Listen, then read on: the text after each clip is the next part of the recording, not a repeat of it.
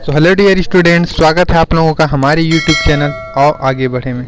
दोस्तों, आज हम लोग पंडित रविशंकर शुक्ल विश्वविद्यालय का बीए के प्रथम वर्ष का इकोनॉमिक्स का आंसर डिस्कस करने जा रहे हैं। इकोनॉमिक्स पेपर 1 का आंसर डिस्कस करने जा रहे हैं। दोस्तों, इस क्रम में देखेंगे हम लोग सबसे पहले आ रहा है यूनिट नंबर 1। यूनिट नंबर 1 का जो यूनिट नंबर 1 में ये है प्रश्न क्रमांक प्रथम। तो दोस्तों, प्रश्न क्रमांक प्रथम का आंसर हम लोग डिस्कस करने जा रहे हैं। तो प्रश्न क्रमांक प्रथम क्या है जी?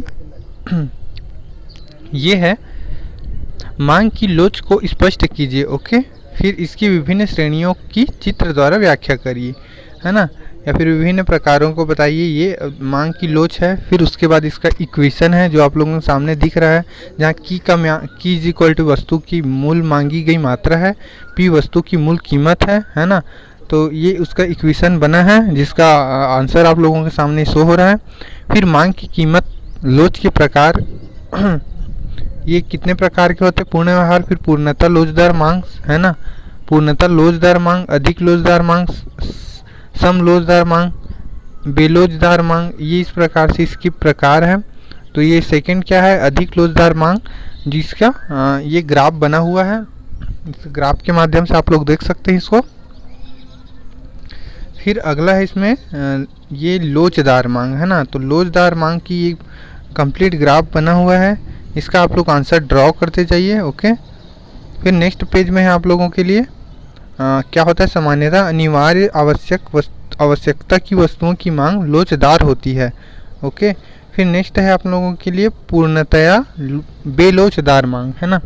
तो पूर्णतया बेलोचदार मांग क्या होता है उसको यहाँ पे देखिए। फिर चलते हैं दोस्तों अगले प्रश्न की तरफ। अगले प्रश्न में है यूनिट नंबर 2, जिसमें से हम लोग डिस्कस करेंगे प्रश्न क्रमांक दूसरे का आंसर, है ना। तो प्रश्न क्रमांक 2 है आप लोगों के सामने, ये रहा। ओके दोस्तों, तो क्या है प्रश्न क्रमांक 2? समोत्पाद वक्र क्या है, इसकी विशेषताओं को रेखांकित चित्र कीजिए। ओके, तो इसको परिभाषा बताना है। समोत्पाद वक्र से क्या आशय है एवं परिभाषा है, ये अलग अलग अर्थशास्त्रियों ने अपने हिसाब से परिभाषा इसका दिया हुआ है। ओके, ये नोट डाउन कीजिए। फिर चलते हैं हम लोग अगले पेज की तरफ। ये उसका समोत्पाद मान का मानचित्र है, समोत्पाद वक्र की मान्यताएं, है ना। तो समोत्पाद ये जो ग्राफ बना है उसकी मान्यताएं हैं। फिर समोत्पाद वक्रों की विशेषताएं, तो इसकी विशेषताओं में देखेंगे आप लोग, क्षैतिजी नहीं होती और लंबवत वक्र, समोत्पाद वक्र लंबवत भी नहीं होता। ओके, ये आप लोग देख रहे हैं किस प्रकार से ये अर्ध वक्राकार टाइप का है। ओके, फिर क्या है? समोत्पाद वक्र धनात्मक ढाल वाला नहीं होता, है ना। ये धनात्मक ढाल वाला नहीं होता, ये सीधी धनात्मक की रेखा में आगे नहीं बढ़ता। ये समोत्पाद वक्र अनेक हो सकते हैं। ओके, तो ये अनेक टाइप के हो सकते हैं। फिर नेक्स्ट क्या है? समोत्पाद वक्र रेखा मूल बिंदु की ओर उन्नतोत्तर होती है। ये देख रहे हैं मूल बिंदु की ओर कैसे किस प्रकार से उन्नतोत्तर हो रही है। फिर समोत्पाद वक्र एक दूसरे को नहीं काटते, है ना, ये एक दूसरे को नहीं काटते हैं। ये आप लोग वक्र में देख रहे हैं उस प्रकार से नहीं काटते। फिर नेक्स्ट क्या विशेषता है? समोत्पाद वक्र की सीमा रेखा या रीज रेखा, उसके बारे में बताया गया है।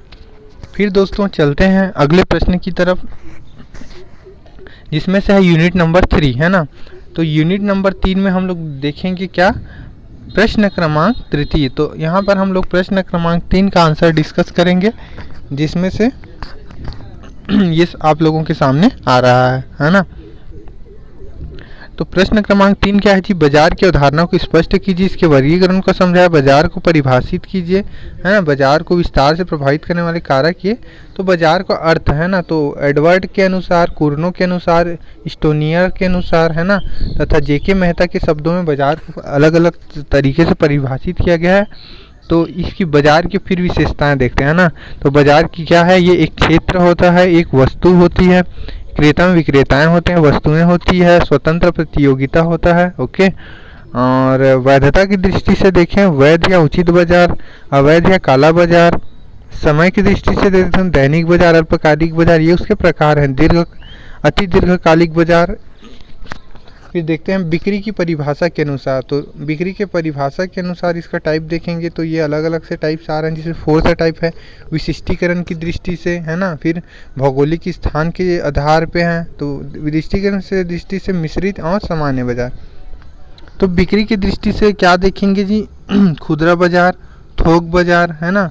फिर प्रतियोगिता की दृष्टि से देखेंगे तो पूर्ण बाजार दिखेगा आप लोग को, अपूर्ण बाजार दिखेगा, और एकाधिकार मोनोपोली वाला मार्केट दिखेगा। ओके, फिर चलते हैं दोस्तों, ये देख रहे हैं स्लाइड कंप्लीट हुआ। फिर चलते हैं हम लोग अगले प्रश्न की तरफ, जिसमें से यूनिट नंबर 4। तो यूनिट नंबर 4 का जो क्वेश्चन है वो है प्रश्न क्रमांक 4। तो प्रश्न क्रमांक का 4 यहाँ पर इसका आंसर हम लोग यहाँ पे डिस्कस करेंगे, है ना। तो प्रश्न क्रमांक 4 कहता क्या है, ये देखिए। ये कहता है रिकार्डो के लागत सिद्धांत की आलोचना व्याख्या कीजिए। तो रिकार्डो का लागत सिद्धांत यहाँ पर, है ना, उसके सिद्धांत की व्याख्या करना है। तो यहाँ पे आप लोग उसका सिद्धांत का व्याख्या आप लोग देख रहे हैं। सीमांत भूमि की संकल्पना का प्रतिपादन रिकार्डो के अत्यंत महत्वपूर्ण देन है ना। तो ये उसकी व्याख्या की गई है उसके सिद्धांत का। तो इसको आप लोग आंसर नोट डाउन करते जाइए, है ना। फिर देख रहे हैं आप लोगों के सामने एक ग्राफ बना हुआ है ना, जिसमें प्रथम, द्वितीय, तृतीय, चतुर्थ एवं भूमि की श्रेणी, अलग अलग श्रेणी दिखाई गई, जिसमें उपजाऊता का क्रम दिखाया गया है ना।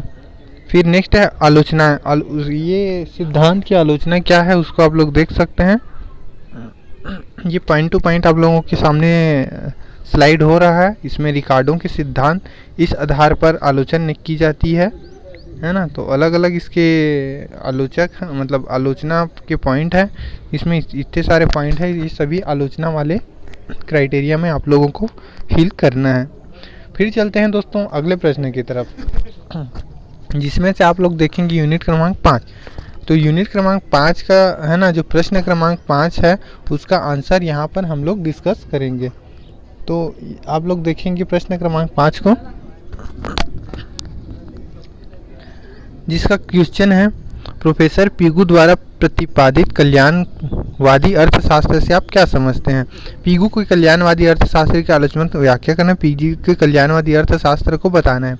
तो पिगू का जो कल्याणवादी अर्थशास्त्र है उसमें देखते हैं उसका परिभाषा दिया गया। फिर कल्याण का विचार, कॉन्सेप्ट ऑफ वेलफेयर, तो वेलफेयर को यहाँ पे दिखाया गया है। अधिकतम सामाजिक कल्याण की दशाएं क्या क्या हो सकती है, इसको पॉइंट टू पॉइंट आप लोगों के सामने नोट डाउन किया गया है। फिर आप लोग देखेंगे इसमें सामाजिक कल्याण को अधिकतम करने की नीति, तो किस प्रकार से सामाजिक कल्याण को अधिकतम किया जा सकता है उसकी नीति के ऊपर यहाँ पे पॉइंट दिया गया है। ओके, फिर पिगू के कल्याणवादी विचारधारा का आलोचना है ना। तो उसकी कल्याणवादी विचारधारा की आलोचनाएं भी दिखाई गई है यहाँ पे। तो ओके दोस्तों, ये हमारे YouTube चैनल है, आओ आगे बढ़ें, इसको सब्सक्राइब करें, शेयर करें और ज़्यादा से ज़्यादा मित्रों में शेयर करें। तो ऑल द वेरी बेस्ट दोस्तों, आप लोगों का दिन अच्छा हो, आप लोगों का पेपर अच्छा जाए, है ना। तो wish you all the very best, thank you.